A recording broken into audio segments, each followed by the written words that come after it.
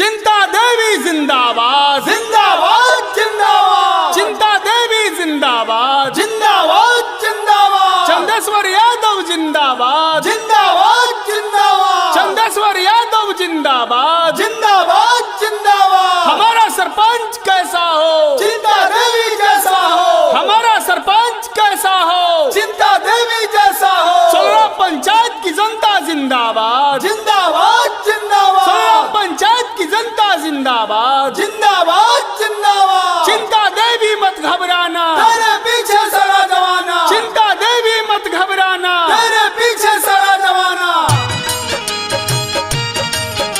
सागर recording studio मरहा गोरारू गया। जी हाँ भैया दीदी चाचा चाची, सोलरा पंचायत से बहुत ही कर्मठ संघर्षशील सरपंच उम्मीदवार हमारे चिंता देवी जी को आप सब भरपूर सपोर्ट करें और सोलरा पंचायत का सरपंच बनाएं। जी हाँ भैया, इनके पति का नाम चंदेश्वर यादव है और ये सरपंच पद से चुनाव लड़ रहे हैं। केन गइलो किया भइलो दीदी भैया काका हो। केन गइलो किया भइलो दीदी भैया काका हो।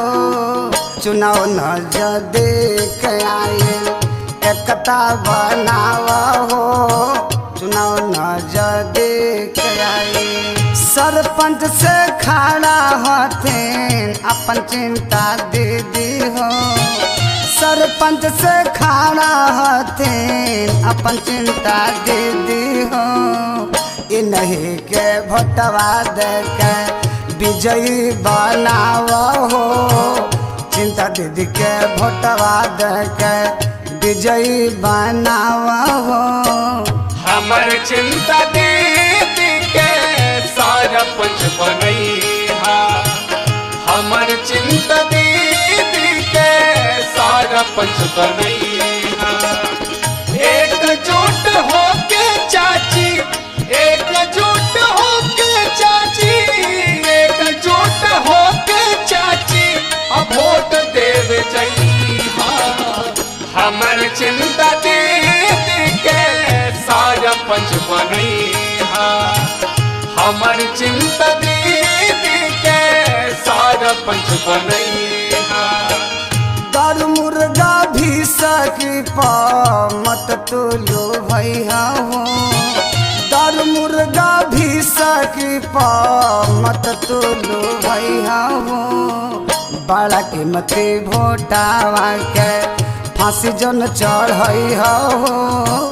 बड़ा कीमती भोटावा के लोभ लालच में चाचे मत तू हो हो। लोभ लालच में दे दे जन भर मैया हो। चिंता दीदी के भोटवा दे के विजयी बनाव हो। चिंता दीदी के भोटवा दे के हाथ जोड़ी कही चाची बात न भूलैहा। हाथ जोड़ी कही दीदी बात न भूलैहा। मन बहिन कर विचार चाची करिह भरोसा एक बार। पंचायत के विकास में नैया लगे हो। गांव के विकास में नैया लगे हो। कैसन समस्या होई दीदी सुलझ हो। अपन चिंता दीदी के कतनो मुसीबत आए चाची ना दे रही हो। कतनो मुसीबत आए जन घबरा रही हो। अपन चिंता दीदी के सरपंच बनई हो। अपन चिंता दीदी के हाथ जोड़ी कही चाची इनके जीतई हो। हाथ जोड़ी कही दीदी इनके जीतई हो। सोलरा पंचायत के सरपंच बनई हो। सोलरा सोलरा पंचायत के।